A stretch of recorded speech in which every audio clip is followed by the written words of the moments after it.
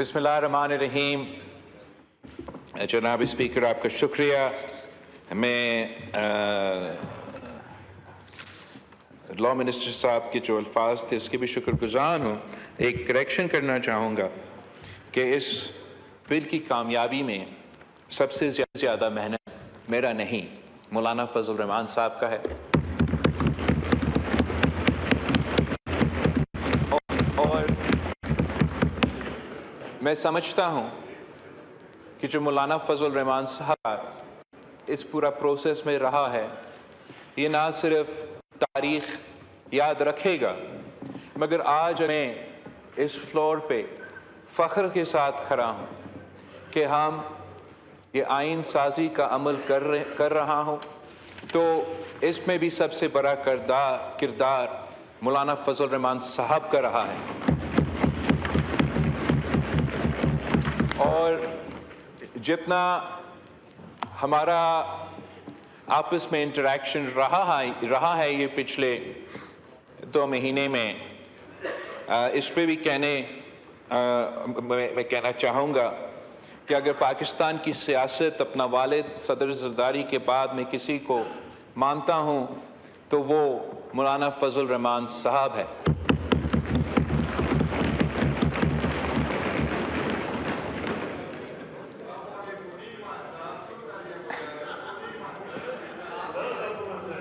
جی please. اللہ تعالیٰ نے فرمایا ہے کہ وَتُعِزُّ مَن تَشَاءُ وَتُذِلُّ مَن تَشَاءُ، اور جتنا ہم نے اپنا پارلیمان کا عزت رکھا ہے، اپنا دستور کا عزت رکھا ہے، اس آئین سازی کا عمل کی عزت رکھا ہے، تو اس میں بھی سب سے بڑا کردار مولانا فضل الرحمان صاحب کا.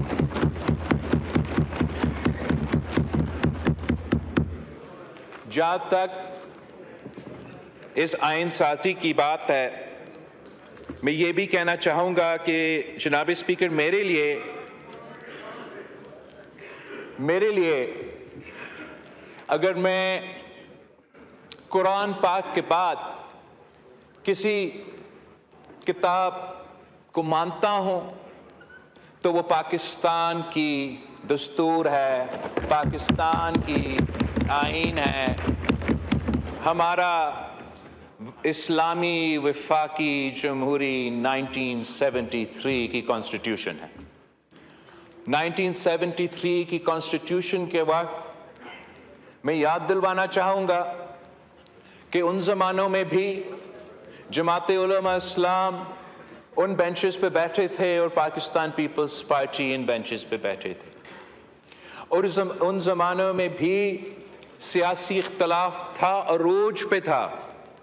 اگر آج کل کے سیاستدان، آج کل پاکستان کے عوام سمجھتے ہیں کہ جو وزیر اعظم صاحب اور آج کا قائد حزب اختلاف کے درمیان اختلاف سیاسی جو پولرائزیشن ہوا ہے وہ کوئی عروج پہ ہے، تو یاد رکھنا چاہیے کہ جب قائد عوام شہید ذوالفقار علی بھٹو اس ملک کا وزیر اعظم تھا اور جماعت علماء اسلام کے قائد حزب اختلاف تھا، تو تب بھی ہمارا سیاسی اختلاف، نظریاتی اختلاف عروج پہ تھا. مگر جب پاکستان کی بات آتی تھی، جمہوریت کی بات آتی تھی، آئین سازی کی بات آتی تھی، تو ہم سارے اختلافات بھول کے ایک میز پہ بیٹھ کے اتفاق قائم کر کے سرزمین بے آئین کو اپنا آئین دلوایا تھا.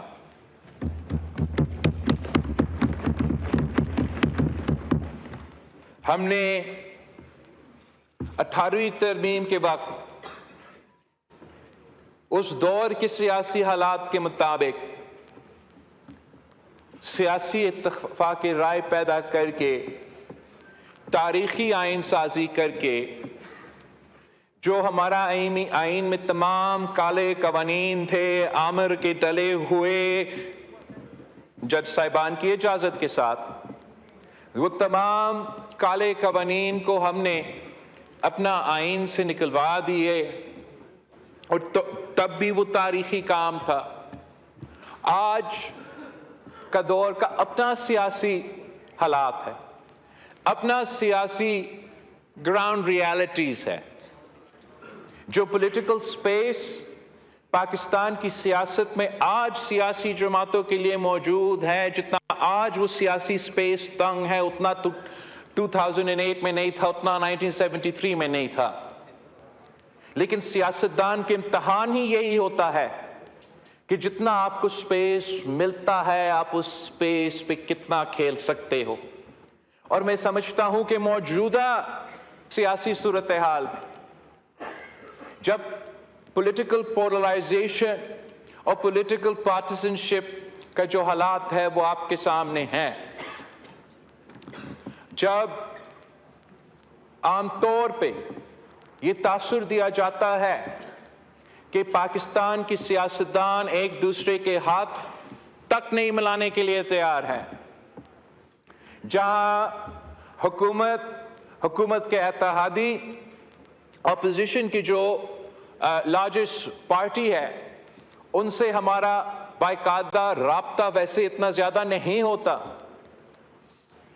اس حالات میں جتنا اتفاق رائے پیدا ہو سکتا تھا، ممکن تھا، وہ اتفاق رائے ہم نے حاصل کر کے 26 آئینی ترمیم کی شکل میں آج ہم انشاءاللہ تعالی نیشنل اسمبلی سے پاس کرنے جا رہے ہیں۔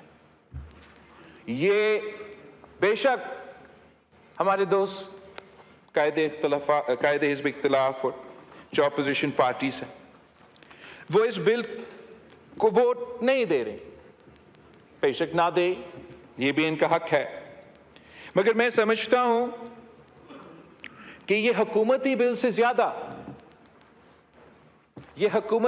سے زیادہ اس میں جو پوائنٹس ہے حکومت کے یا مطلب حکومتی جماعت مسلم لیگ نواز کے سب سے کم نکات ہوں گے۔ اس میں سب سے زیادہ اگر پوائنٹس ہے تو وہ پاکستان پیپلز پارٹی، JUI اور 99.99% جو اعتراضات PTI کے تھے وہ نکال کے ووٹ نہ دے۔ کانٹینٹ تو جناب اسپیکر جتنا کلوز ٹو کنسنسس ہو سکتا تھا وہ ہے، اور میں سمجھتا ہوں کہ یہ سیاست کی فتح ہے، یہ جمہوریت کی فتح ہے، یہ سیاسی جماعتوں کا فتح ہے، اور ہمارے بھائی وہ دے یا نہ دے یہ ان کا بھی سیاسی کامیابی ہے۔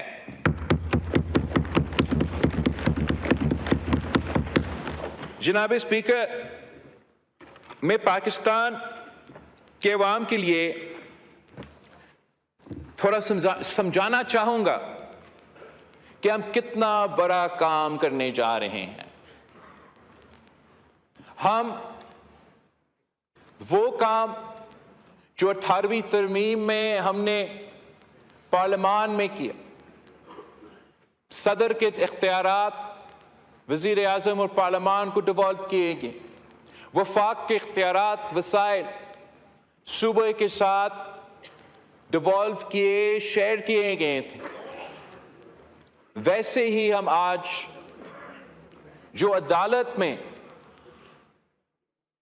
پاور کانسنٹریٹڈ تھا اس کو بھی ہم ڈیوالو کر رہے ہیں، ڈیوائڈ کر رہے ہیں، اور انشاءاللہ تعالی یہ ثابت ہوگا کہ جیسے 18ویں ترمیم نے ہمارے پارلیمان کے لحاظ سے، وفاق کے لحاظ سے، جمہوریت کے لحاظ سے، ڈیولیوشن کے لحاظ سے انقلابی ریفارمز تھے، وہ انشاءاللہ تعالی تاریخ ثابت کر دے گا کہ جو کام ہم آج کرنے جا رہے ہیں یہ بھی تاریخی کام ہے۔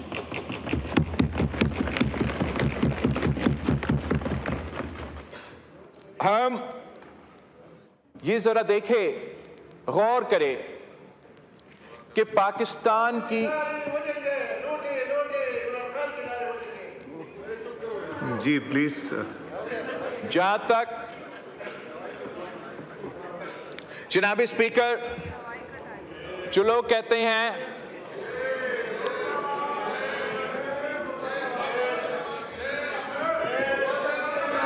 جی چیئرمین صاحب جی order in the house order in the house please تشریف رکھیں چیئرمین صاحب بات کیجئے پلیز چیئرمین صاحب بات جناب اسپیکر میں پاکستان کے عوام سے پوچھنا چاہوں گا آپ کے تھرو کہ کیا وہ پاکستان کی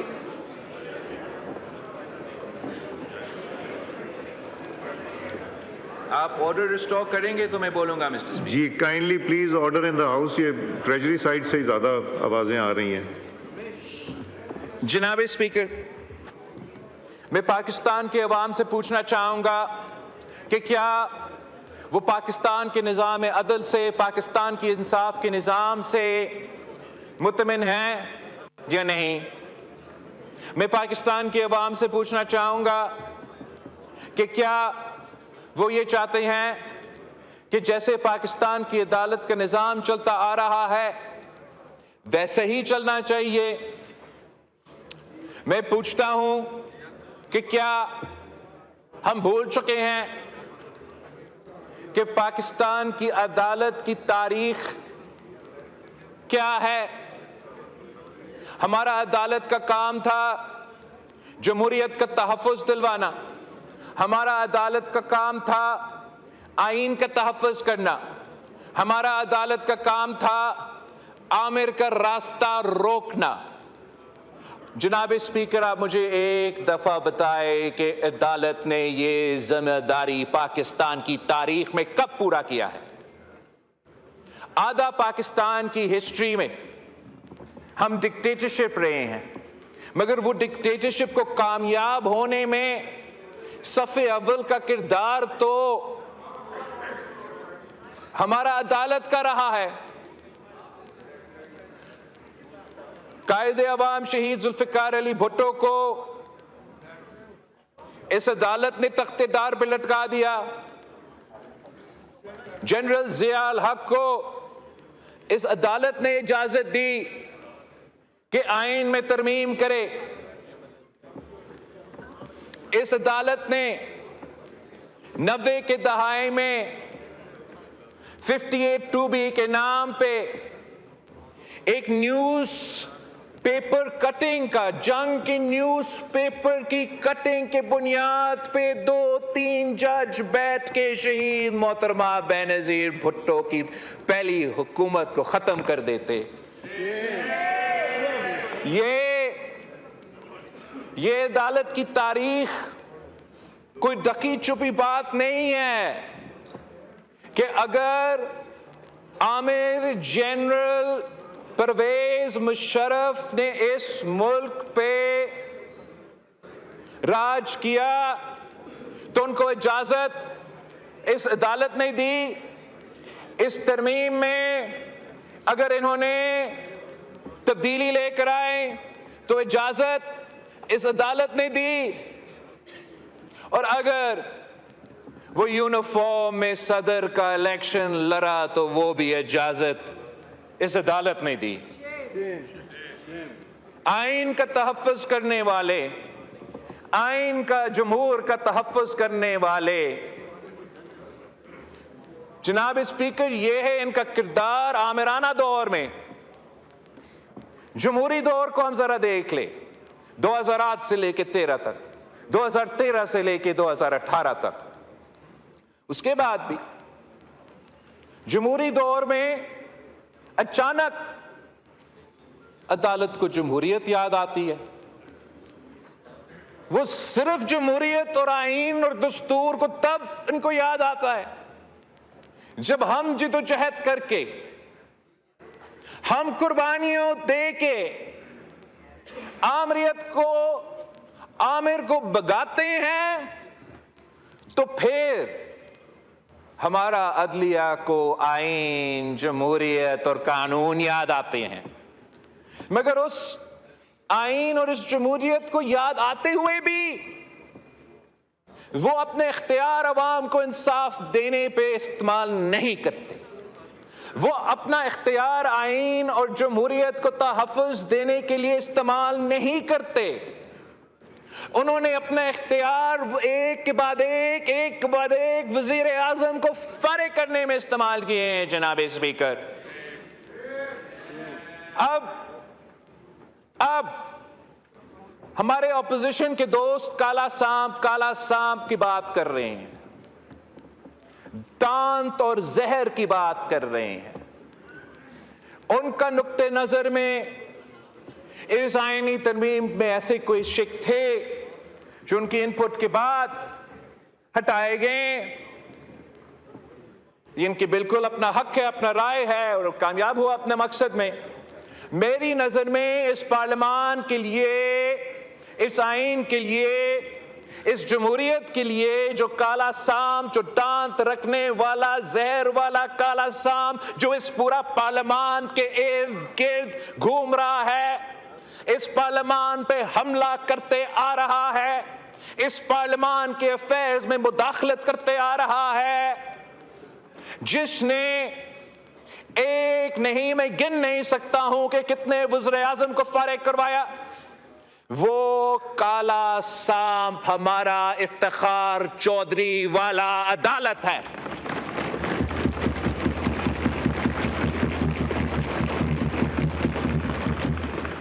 یہ کیا بات ہوئی کہ آپ ہمارا وزیر اعظم کو تختے دار پہ لٹکا دے؟ آپ ہمارا وزیر اعظم کو جو سرعام دہشت گردی کے حملے میں شہادت قبول کرے، اس کو انصاف نہیں دلوا سکتے۔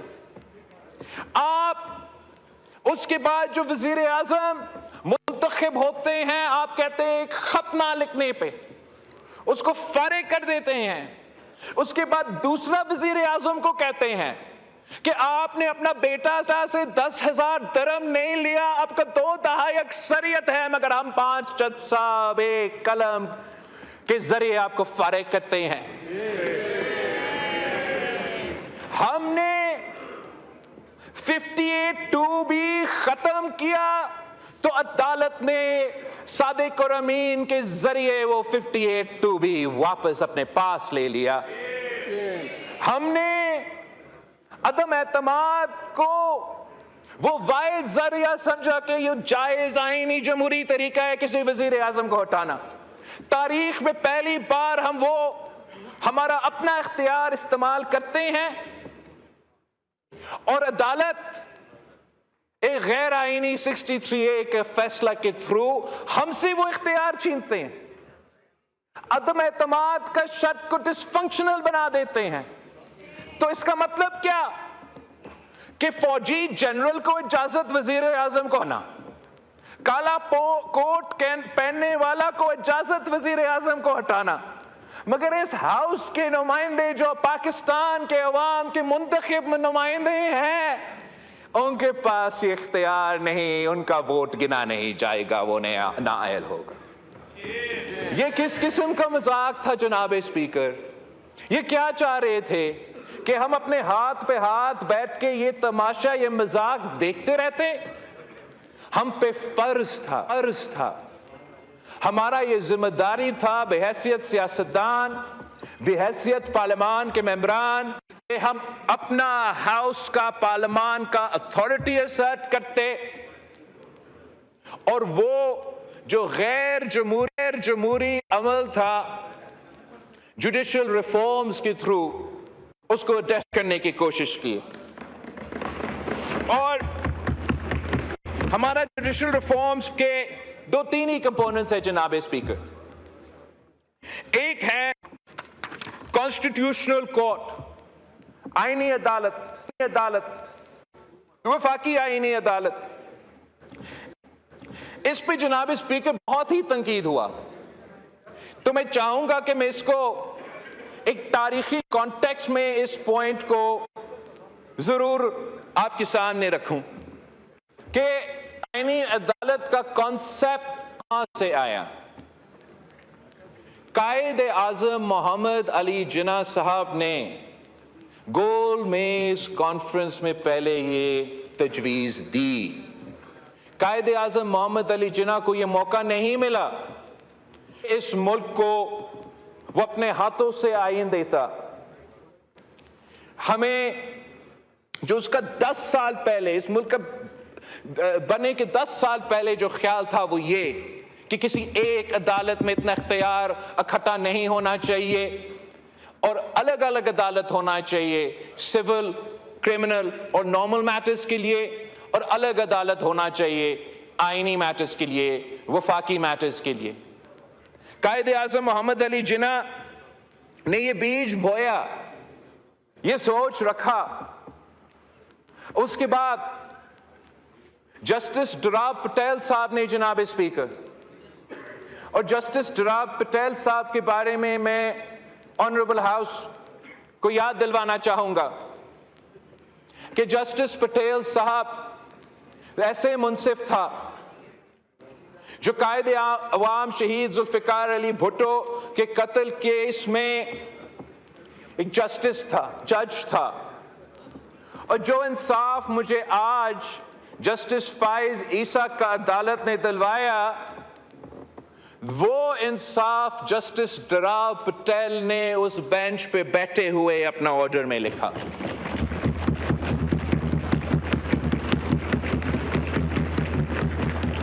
اور جسٹس ڈوراب پٹیل کو، جناب اسپیکر،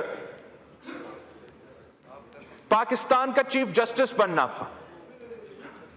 اس کے درمیان میں جنرل ضیاء الحق کا PCO تھا۔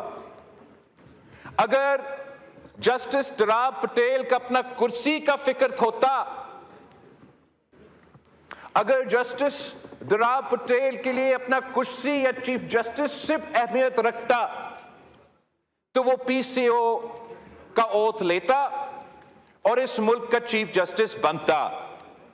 مگر جناب اسپیکر، یہ افتخار چودھری کی طرح PCO جج نہیں تھا۔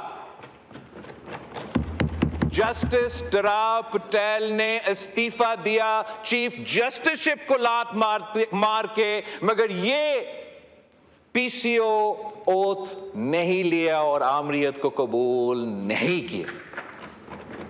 یہ ہوتا ہے یہ اصل رول ہے ہمارا عدالت کا، ہمارا منصف کا۔ اور وہی جسٹس ڈوراب پٹیل نے پھر اس کے بعد HRCP کا بنیاد رکھا۔ اس کا بنیاد رکھتے ہوئے جسٹس پٹیل صاحب نے اپنا ایکسپیرینس سے جو سیکھا، اس کے نتیجے میں یہ تجویز دی کہ پاکستان میں ایک آئینی عدالت ہونا چاہیے جہاں تمام صوبوں کا برابری کی نمائندگی ہو۔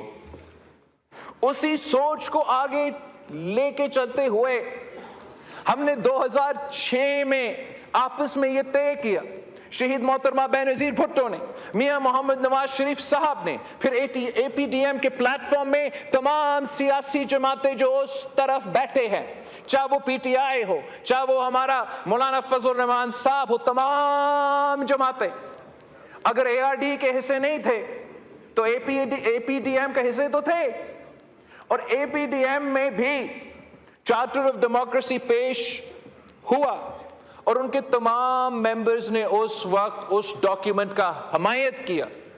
مطلب 2006 میں ہم دونوں نے اور پاکستان کے تمام جمہوری سیاسی جماعتوں نے بھی آئینی عدالت کے حق میں فیصلہ دیا۔ کہانی وہاں بھی رکتا نہیں صحیح۔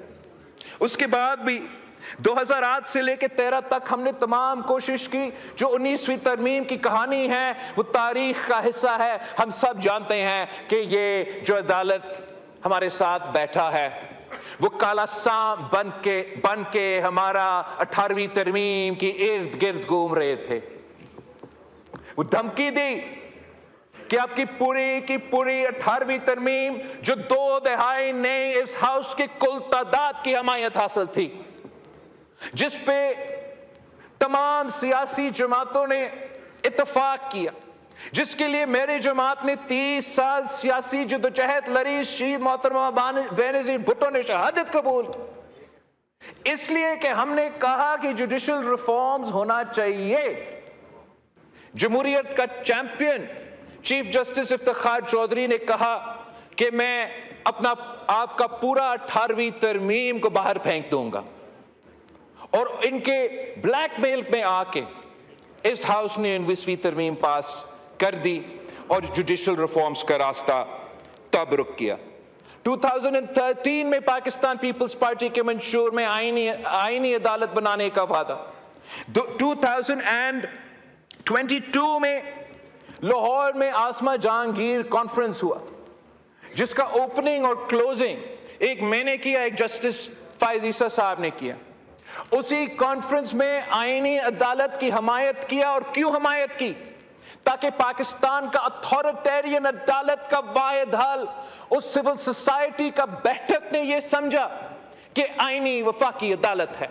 اور اگر انہوں نے اس کانفرنس میں کہا، رضا ربانی صاحب نے کہا کہ اگر آئینی عدالت نہیں تو کم از کم ہمیں آئینی بینچ دے دے۔ 2023 اگست جناب اسپیکر، سول سوسائٹی کا کانفرنس ہوتا ہے، تمام سٹیک ہولڈرز کو بشمول سیاسی جماعتوں، پاکستان پیپلز پارٹی کا سینیٹر بابر اور ان کا پی ٹی آئی کا سینیٹر بھی اسی بیٹھک میں موجود تھے۔ وہ ڈاکیومنٹ آج بھی چارٹر آف ڈیموکریسی 2.0 کا نام پہ موجود ہے۔ اس میں بھی ان کا پہلا مطالبہ ہے کہ چارٹر آف ڈیموکریسی کا اندرونی مشن پورا کرو، وفاقی آئینی عدالت بناؤ۔ 2024 میں میرے پیپلز پارٹی کا منشور کا حصہ ہے۔ اب میں پوچھتا ہوں کہ یہ نئی بات ہے جناب اسپیکر؟ ہم نے جلد بازی کی، ہمیں ابھی یہ پوائنٹ یاد آیا؟ نہیں جناب اسپیکر، یہ جدوجہد، یہ سوچ قائد اعظم محمد علی جناح سے لے کے آج تک یہ ڈیبیٹ رہا ہے۔ انشاءاللہ تعالی ہم وہ مشن پورا کرنے جا رہے ہیں۔ یہ پاکستان کی عدالت میں ہم وہ ڈیولوشن، وہ ڈویژن آف پاور کر رہے ہیں جس سے نہ صرف پاکستان کی عام آدمی کو فوری اور جلدی انصاف ملے گا، مگر جناب اسپیکر، سیاست، politics is the art of the possible. سیاست میں ضد نہیں ہو سکتا۔ اگر ہم اپنے ضد پہ قائم رہیں گے تو کامیابی مشکل ہوگا۔ تو جب آئینی عدالت پہ اتنا تنقید ہوا تو پاکستان پیپلز پارٹی نے، ہمارے دوست جو اپوزیشن میں بیٹھے ہیں، مولانا فضل الرحمان صاحب کا مطالبہ، پی ٹی آئی کا مطالبہ مانتے ہوئے آئینی عدالت کو چھوڑ دیے، اور ہم آئینی بینچ بنانے جا رہے ہیں۔ جناب اسپیکر، جیسے ولیم شیکسپیئر نے کہا کہ a rose by any other name is still a rose، تو چاہے وہ آئینی عدالت ہو یا آئینی بینچ ہو، پاکستان کی عوام کا کام ہونے جا رہے ہیں۔ اس سے بڑا کام میں سمجھتا ہوں جناب اسپیکر وہ یہ کہ ہم اپنا وفاقی عدالت کو برابری کا نمائندگی دے رہے ہیں تمام صوبے کو، اور یہ بہت بڑا اچیومنٹ ہے۔ ہم نے جب 1973 کی آئین بنایا تو تب ہم نے چاروں صوبوں قائم کی۔ چاروں صوبوں قائم کرتے ہوئے ہم نے نیشنل اسمبلی کے ساتھ ساتھ سینٹ آف پاکستان بنایا، جو کہ ہمارا وفاق کا نمائندگی کرتا ہے اور برابری کی بنیاد پہ کرتا ہے۔ مگر ہم نے یہ کام اب اپنا عدالت میں بھی کر دیا۔ جب ہم نے سینٹ آف پاکستان بنایا تو تب کسی نے یہ نہیں کہا کہ آپ پارلیمان کے اوپر پارلیمان بنا رہے ہو، کسی نے یہ نہیں کہا کہ آپ پارلیمان کو نیشنل اسمبلی کو انڈرمائن کر رہے ہو، بے اختیار بنا رہے ہو۔ سب مان چکے ہیں کہ اس قدم سے ہم نے اپنا وفاق کو مضبوط بنایا ہے، اور انشاءاللہ تعالیٰ ویسے ہی برابری کے بنیاد پہ جو وفاقی عدالت بنے گا، وفاقی بینچ بنے گا، وہ پاکستان کا چاروں صوبوں کی جو کام ہم نے سینٹ میں کیا، پارلیمان میں کیا، وہ کام ہم انشاءاللہ تعالیٰ اپنے عدالت میں کرنے جا رہے ہیں۔ اس کے ساتھ ساتھ جناب اسپیکر، جو جوڈیشل ریفارم سے سب سے بڑا کامیابی ہے وہ یہ کہ جوڈیشل اپوائنٹمنٹ کے پروسیس پہ ہم نے پاکستان کا پارلیمان، پاکستان کے عوام کی نمائندگی کا رول واپس دلوا دیا گیا ہے۔ جناب اسپیکر، پوری دنیا میں ایسے مثال نہیں ملتا، پوری دنیا میں ایسے مثال نہیں ملتا کہ جج کو لگائے اور جج کو ہٹائے۔ یہ تو ہوتا نہیں ہے، لیکن یہاں الٹا ہمیں کہتے ہیں کہ یہ سیاستدان کون ہوتے ہیں، کون؟ ہم منتخب نمائندے ہیں، پاکستان کے نمائندے ہیں، یہ ہمارا کام ہے۔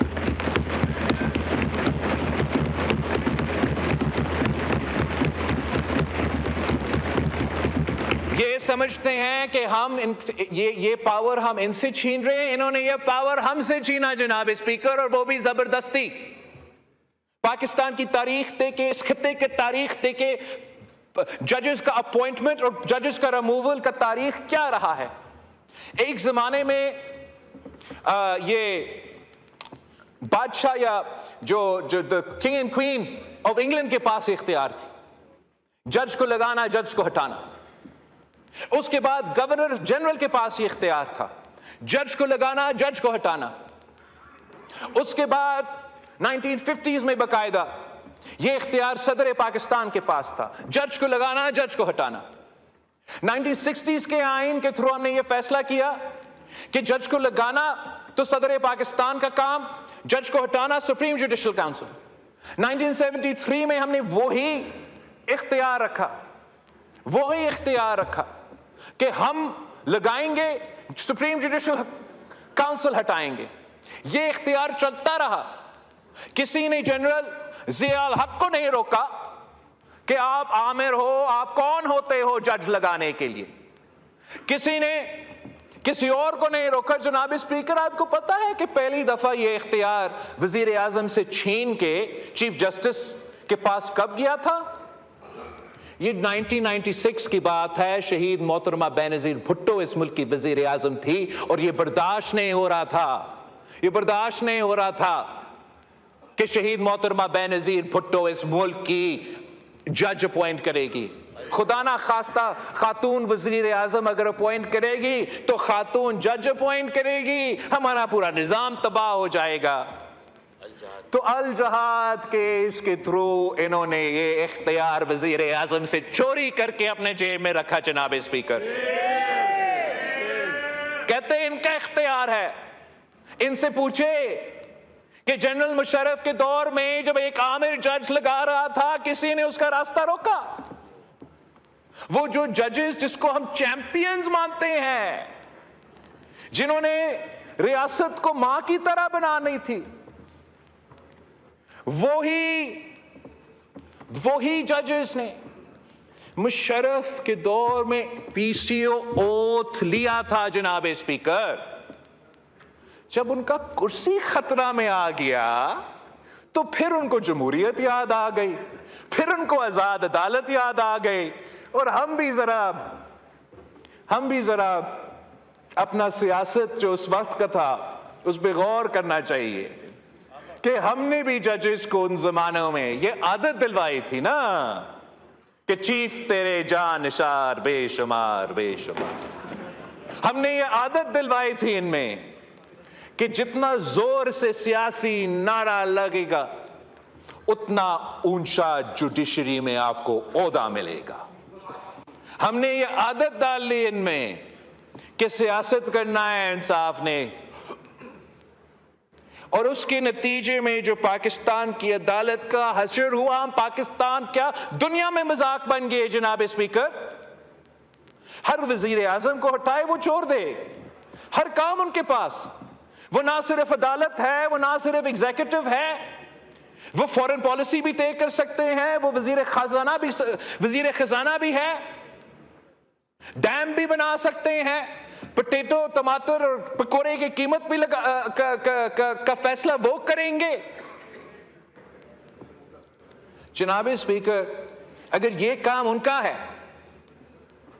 ये काम भी उनका है, तो मैं पूछता हूं कि वजीर आजम साहब का, वजीर खारजा का, वजीर खजाना का काम क्या है? अगर इन्होंने ये काम करना था या करना है, इससे बेहतर ये होता कि वो आके ये ओहदे संभाल के करते। रीको डीक में क्या नुकसान हुआ इस मुल्क की मीशत को, मैं कितना एग्जाम्पल्स आपको सुना सकूं। किसी न किसी वक्त में हमने ये दरवाजा बंद करना था, हम वो दरवाजा बंद करने जा रहे हैं। मैं समझता हूं ये हम सब की कामयाबी है। जो हमने इसके साथ साथ सूबे में आईनी बेंच की हाई कोर्ट्स में तजवीज़ दी है, उससे मेरे ख्याल में पाकिस्तान की आम आदमी को सबसे ज्यादा फायदा होगा। जनाब स्पीकर, जो लोअर जुडिशरी है, that is where the wheels of justice grind the slowest. जो तादाद है केसेस के सुप्रीम कोर्ट ऑफ पाकिस्तान में, हर हाई कोर्ट में उससे ज्यादा केसेस हैं। और अगर सुप्रीम कोर्ट ऑफ पाकिस्तान में हम कहते हैं कि 15% आईनी केसेस है, तो हाई कोर्ट्स में 50% फंडामेंटल राइट्स 199 के लिहाज से केसेस है और 50% आम केसेस है। जैसे ही ये सूबे फैसले करके, ये रेजोल्यूशंस पास करके ये सूबाई बेंचेस कायम करेंगे, तो फौरन पाकिस्तान के अवाम को ये फर्क महसूस होगा कि रातों रात इंशाअल्लाह ताला उनको जल्दी और फौरी इंसाफ मिलना शुरू हो जाएगा। इसलिए 50% जो अदालत था वो 100% जो अदालत का तादाद था वो 50% का काम करेंगे, जो नया बेंच बनेगा वो बाकी काम करेंगे। जनाब स्पीकर, इस आईनी इस्लाहात में जमाते उलमा इस्लाम ने जो तजवीज़ दी और जो माने गए सेनेट ऑफ पाकिस्तान में और इसमें मौजूद है, वो हमारे रिबा के बारे में, सूद के बारे में एक तरमीम, काउंसिल ऑफ इस्लामिक आइडियोलॉजी के बारे में एक तरमीम। मैं ना सिर्फ इन इनपुट्स को वेलकम करता हूं, मैं समझता हूं कि जबकि हमारा इत्तेफाक हुआ है तो पेश ज़रूर मौलाना फजल रहमान साहब की जमात ने किया है, मगर ये हम सब के आईनी तरमीम है। और सबसे मज़े की बात जनाब स्पीकर, इन तरमीम की वजह से, मौलाना फजल रहमान साहब के ये पॉइंट्स की वजह से मैं कहने के लायक हूँ कि इस आइन में कुछ ऐसे है जो 100% इत्तेफाक हासिल करके पास हुए हैं सेनेट से। और इंशाअल्लाह ताला में उम्मीद रखता हूँ कि कम से कम वो पॉइंट्स जो मौलाना फजल रहमान साहब की जमात खुद शामिल कर रहे हैं, तो मेरे दोस्त जो अपोजिशन बेंचेस में बैठे हैं वो उस पर वोट करके एटलीस्ट इस शर्त को आप मुत्तफ़िका आइन का हिस्सा जरूर मानेंगे। जनाब स्पीकर, आईनी तरमीम होने जा रहा है और इसमें जो एक इनकलाबी काम है, मगर इसको शायद आम तौर पे देखा जा रहा है, वो वही मौसमी तब्दीली के हवाले से जो हमारा वज़ीर कानून ने जिक्र किया। मौसमी तब्दीली पाकिस्तान के लिए ज़िंदगी मौत का मसला है। मौसमी तब्दीली की वजह से पाकिस्तान की मईशत को नुकसान हो रहा है। मौसमी तब्दीली ग्लोबल एजेंडा है, चाहे वो सैलाब हो, चाहे वो ड्राउट हो, वो सब आपके सामने हैं। और जब आप एक वफाकी बेंच बनाने जा रहे हैं जो वफाकी डिस्प्यूट्स भी देखेंगे, तो ये उनको मौका मिलेगा कि पाकिस्तान के अवाम का जो एनवायरमेंटल राइट्स है उनको ना सिर्फ तहफ़्फ़ुज़ फराहम करे, मगर जनाब स्पीकर, इसमें हमारे जो पानी के मसले हैं, पानी का किल्लत का मसला है, पानी को हर किसी को पहुंचने का मसला है, इसी तरीके से तमाम मौसमी तब्दीली के हवाले से जो पाकिस्तान के अवाम का हक है, हम ना सिर्फ उनको रिकग्नाइज कर रहे हैं मगर उम्मीद कर रहे हैं कि हमारा नया बनने वाला आईनी बेंच इस आईनी हक को, इस ह्यूमन राइट को ना सिर्फ तहफ़्फ़ुज़ दिलवाएगा मगर नया जूरिस्प्रूडेंस इंट्रोड्यूस करेगा, जिसके नतीजे में हम साउथ में एशिया में इस नया लीगल कॉन्सेप्ट को, इस नया लीगल प्रेसिडेंट को पाकिस्तान की जुडिशरी के थ्रू हम ये एड्रेस करने जा रहे हैं। जनाब स्पीकर, इस पूरा प्रोसेस में जो मेहनत तमाम सियासी पार्टियों ने की, मैं उसका शुक्रगुजार हूँ। मैं वज़ीर आज़म साहब मियाँ मोहम्मद नवाज शरीफ साहब का ख़ुसूसी तौर पे शुक्रगुजार हूँ।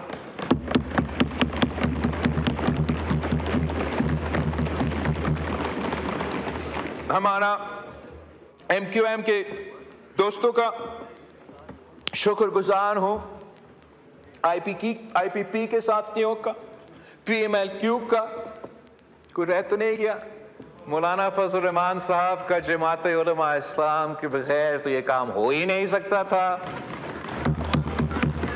आपका शुक्रिया अदा भी करने वाला हूँ, इंतजार करे भाइयों। मैं ANP का अहमद वली खान साहब का शुक्रगुजार हूँ। मैं डॉक्टर मालिक साहब का और उनका जमात का, sorry ji please ji, doctor मालिक साहब का मैं शुक्रगुजार हूँ, और MWM का SIC का।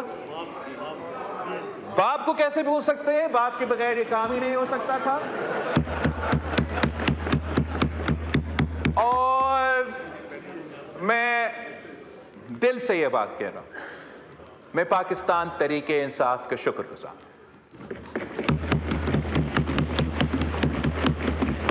हम आपकी सियासी मुश्किलात का एहसास करते हैं। जितना आपकी बस में सियासी स्पेस था, जितना आपके पास वो स्पेस अवेलेबल था इस प्रोसेस का हिस्सा बनने का, उतना आप इस प्रोसेस के हिस्से थे। चले, हमारा आपस में डायरेक्ट बात तो कमेटी के अलावा हुआ नहीं, पर आपका बात मौलाना से, तो मेरा बात मौलाना से, और वो बात फिर वजीर आजम से। तो चले इस तरीके से कान पकड़ते हैं, काम तो तरीकी होने जा रहा है जी।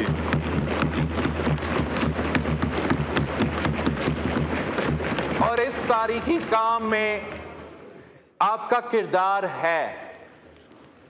आपके जब एतराज निकले तो वो भी आपका एक किस्म का सियासी कामयाबी है।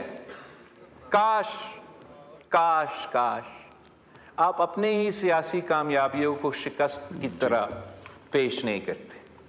अगर आप इसमें हिस्सा डालते, अपना तरमीम लेकर आते, अपना वोट करते, इससे बेहतर होता। जितना मुमकिन था वो हमने करके दिखाया। इस सियासी सूरत हाल में ये सियासी कारनामा है।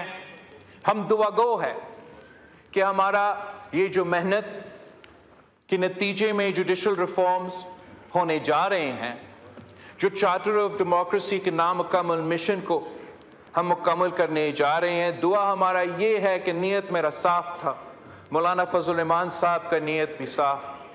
उम्मीद ये है कि जो इंसाफ हम दिलवाना चाह रहे थे वो इंसाफ इंशाअल्लाह ताला हमारा आईनी बेंच, हमारा सूबाई बेंच दिलवाएंगे।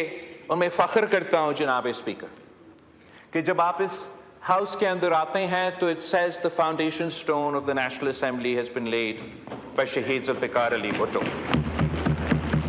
मैं फ़ख्र करता हूँ जनाब स्पीकर, आप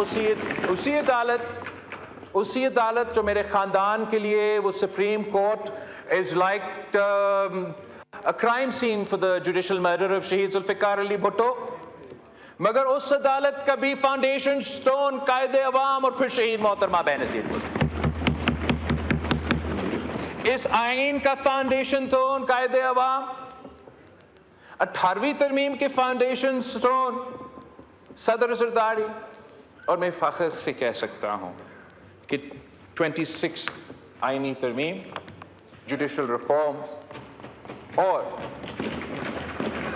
چارٹر آف ڈیموکریسی کی شہید بی بی کے اندرونہ مشن کو پورا کرنے میں مولانا فضل الرحمان صاحب کے ساتھ ساتھ میرا بھی کردار ہے اس کا فاؤنڈیشن کرنے کے لیے۔ پاکستان زندہ باد۔